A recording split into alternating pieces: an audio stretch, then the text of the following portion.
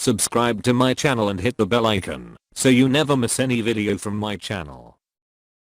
अमाल के बारे में इमाम ज़ैनुल आबिदीन अलैहिस्सलाम इरशाद फरमाते हैं कि जो शख्स इस रात में जागेगा तो इसके दिल को उस दिन मौत नहीं आएगी कि जिस दिन दिल मर जाते हैं, यानी क़यामत के दिन उसका दिल बेदार रहेगा। इससे जो सबसे अहम अमल है, इब्तिदा से अगर बताया जाए कि जो मगरिब से पहले अंजाम दिया जाए, वो है गुस्ल।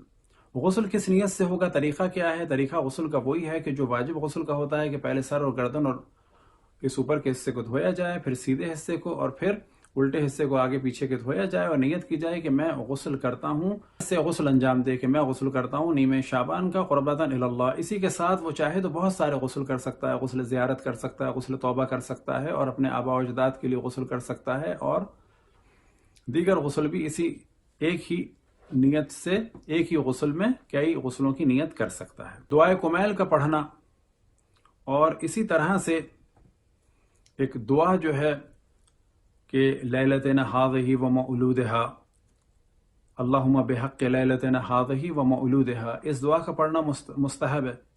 दुश्मनों से हिफाजत के लिए 111 दफ़ा क़ाहिर अल-उदू का पढ़ना मुस्तहब है।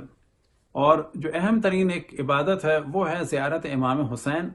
और अगर कोई ज़ियारत इमाम हुसैन पढ़ता है इस रात तो उसका सवाब यह है कि जैसे कि उसने 1,24,000 अम्बिया से मुसाफहा किया, क्योंकि इमाम हुसैन अलैहिस्सलाम की वजह से अम्बिया का ये दीन और उनकी मेहनतें बाकी हैं। लिहाजा जब इमाम की बारगाह अक़दस में सलाम पेश किया जाए और उस ज़ियारत से मुराद कोई बड़ी ज़ियारत नहीं है, बड़ी ज़ियारत पढ़ी जाए तो और ज़्यादा सवाब है। कम तरीन ज़ियारत यह है कि जिस ज़बान में भी आप चाहें और इमाम हुसैन अलैहिस्सलाम को सलाम करें, अस्सलामु अलैका या अबा अब्दुल्ला, या आप कहें कि अस्सलामु अलैका या इमाम हुसैन, या आप कहें कि या इमाम हुसैन आप पे सलाम हो। ये सब ज़ियारत है और ये बेहतरीन ज़ियारत है। लेकिन आप ज़ियारत आशूर पढ़ें या कोई और ज़ियारत पढ़ें या ज़ियारत वारिस पढ़ें तो क़तन उसका और ज़्यादा सवाब है, लेकिन सवाब का दारो मदार है इश्क़ इमाम हुसैन पर।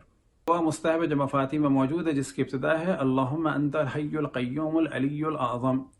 और इसी तरह से एक दुआ मुस्तहब है जो दुआ शुरू होती है अल्लाहुम्मा अक़सिम लना मिन खशियतिका, या अल्लाह तो इस रात हमें अता फरमा अपना खौफ। नमाज जाफ़र तैयार का पढ़ना इस रात में बहुत ही अजर सवाब का सबब करार दिया गया। नमाज जाफ़र तैयार 4 रकत है, 2-2 रकत करके पढ़ी जाएगी फजर की तरह से। जो भी सूरह चाहें पढ़ सकते हैं और उसके बाद चाहे तो आप 300 दफ़ा तस्बीहात अरबा पढ़ लें। पहले हम मुख्तसर तरीक़ा बयान कर रहे हैं। फ़र्ज़ करें कि आप चाहते हैं कि नमाज जाफ़र तैयार पढ़ें, 2 रकत नमाज पढ़ें फजर की तरह, फिर उसके बाद 2 रकत नमाज पढ़ें फजर की तरह, और बाद में चलते फिरते उठते बैठते आते जाते आप 300 दफ़ा तस्बीहात अरबा पढ़ लें। लेकिन अगर कोई तफसील से पढ़ना चाहता है तो उसका तरीक़ा यह है कि 2-2 रकत करके 2 नमाजें यानी 4 रकत पढ़नी होगी। और पहली रकत में सूरह हमद के बाद सूरह ज़लज़ाल, और दूसरी रकत में सूरह हमद के बाद वल आदियात, और फिर दूसरी नमाज की पहली रकत में सूरह हमद के बाद सूरह नस्र, और फिर दूसरी नमाज की दूसरी रकत में यानी चौथी रकत हो जाएगी सूरह हमद के बाद सूरह तौहीद। बस तरीक़ा क्या होगा कि पहली रकत में आपने हमद पढ़ी, सूरा पढ़ा, और सूरा पढ़ने के बाद 15 दफ़ा सुब्हानल्लाहि वल्हम्दुलिल्लाहि वला इलाहा इल्लल्लाहु वल्लाहु अकबर। फिर उसके बाद रुकू में जाने के बाद 10 दफ़ा सुब्हानल्लाहि वल्हम्दुलिल्लाहि वला इलाहा इल्लल्लाहु वल्लाहु अकबर यानी तस्बीहात अरबा। और फिर उसके बाद सिजदे में 10 दफ़ा, फिर सिजदे से सर उठा के 10 दफ़ा, फिर सिजदे में जाके 10 दफ़ा, फिर सिजदे से सर उठा के 10 दफ़ा, और फिर खड़े होने के बाद दोबारा सूरह हमद और एक छोटा सूरा और 15 दफ़ा तस्बीहात अरबा। ये कुल मिला के हो जाएंगी 300। और उसके बाद 30 दफ़ा सुबहान अल्लाह, और फिर उसके बाद अल्लाह सुब्हानहू व तआला की बारगाह में अपनी हाजात को पेश फरमाएं। यह है नमाज जाफ़र तैयार। ये आप जब चाहें पढ़ सकते हैं।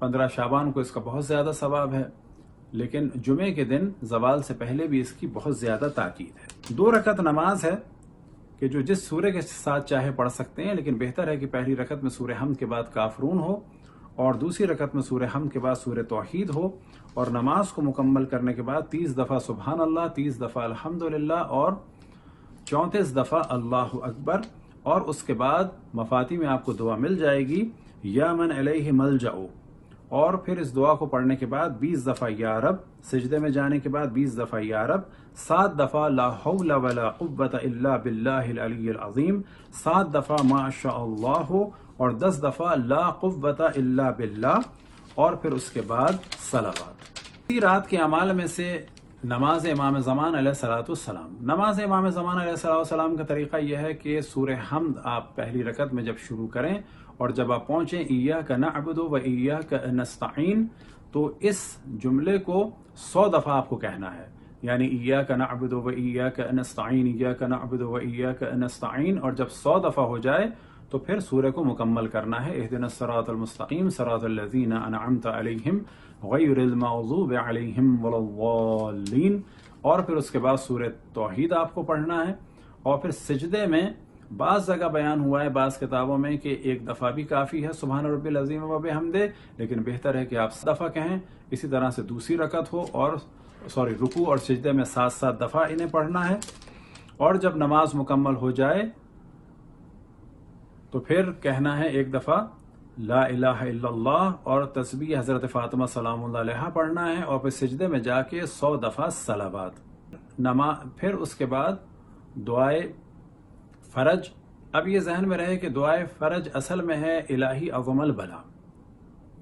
اب گو کہ اللہم قل ولیک الحجت ابن الحسن کو بھی دعائے فرج کہا جاتا ہے، لیکن اصل میں دعائے فرج ہے الہی عظم البلا، تو اس کے بعد اس دعا کو پڑھنا ہے۔ 15 شعبان کی رات میں ایک عمل مستحب ہے، وہ ہے 10 رکعت نماز کہ جو امام محمد باقر اور امام جعفر صادق علیہ الصلوۃ والسلام سے ایک روایت میں نقل ہوئی، اور اس کا طریقہ یہ ہے کہ 2 رکعت کر کے یہ پڑھنی ہے۔ 10 رکعت یعنی 5 نمازیں ہوں گی، اور ہر رکعت میں سورہ حمد کے بعد 10 دفعہ سورہ توحید پڑھنی ہے۔ جناب سید ابن طاؤس سے ایک نماز نقل ہوئی، اور وہ نماز ہے کہ 100 رکعت نماز پڑھنی ہے اور ہر رکعت میں 10 دفعہ سورہ توحید پڑھنی ہے۔ یہی نماز اتفاق سے اہل سنت میں بھی نقل ہوئی شیخ غزالی سے۔ اور آج کی رات کے اعمال میں سے ایک اہم ترین عمل ہے کہ جو در حقیقت امام زمان علیہ السلام سے ایک توسل کا طریقہ ہے، اور وہ توجہ دلاتا ہے کہ امام تک ہماری بات پہنچتی ہے، بلا شک دعائے توسل پڑھی جائے۔ اور اسی طرح سے ایک توسل کا جو طریقہ ہے وہ ہے کہ امام کی خدمت اقدس میں عریضہ دیا جائے۔ اب یہ ذہن میں رہے کہ عریضہ عام طور پر 15 شعبان ہی کو دیا جاتا ہے، لیکن عریضہ کسی بھی دن کسی بھی وقت امام کی بارگاہ میں پیش کیا جا سکتا ہے، اور وہ اس صورت میں کسی دریا یا نہر میں عریضہ ڈالا جائے، اور یا یہ کہ معصومین علیہ السلام کی ذریعوں میں بھی اس عریضے کو یا کسی کنویں میں بھی ڈالا جا سکتا ہے۔ اور عریضہ عام طور پر آپ کو پرنٹ ہوا مل جائے گا، اور اگر کہیں نہ ملے تو کسی سادے کاغذ پر بھی اپنی حاجت صورت میں کہ جیسے آپ امام کو اپنا پیغام دے رہے ہیں لکھیں، اور لکھنے کے بعد کسی مٹی میں اس کو ایک گولے کی صورت میں یا آٹے میں اس کو رکھ کر کسی بھی دریا میں یا سمندر میں یا نہر میں یا کنویں میں اس کو ڈال دیں۔ خداوند تبارک و تعالیٰ سے دعا ہے کہ ہم سب کو اپنی اپنے رسول اپنی حجتوں خصوصاً امام زمان علیہ السلام کی معرفت اور اطاعت کی توفیق عطا فرمائے، اہل بیت علیہ السلام سے محبت عطا فرمائے، اور اس محبت میں اضافہ ہوتا چلا امام زمان علیہ السلام کے ظہور میں تعجیل فرمائے، ہم سب کو ان کے اصحاب اور اعوان میں شامل فرمائے۔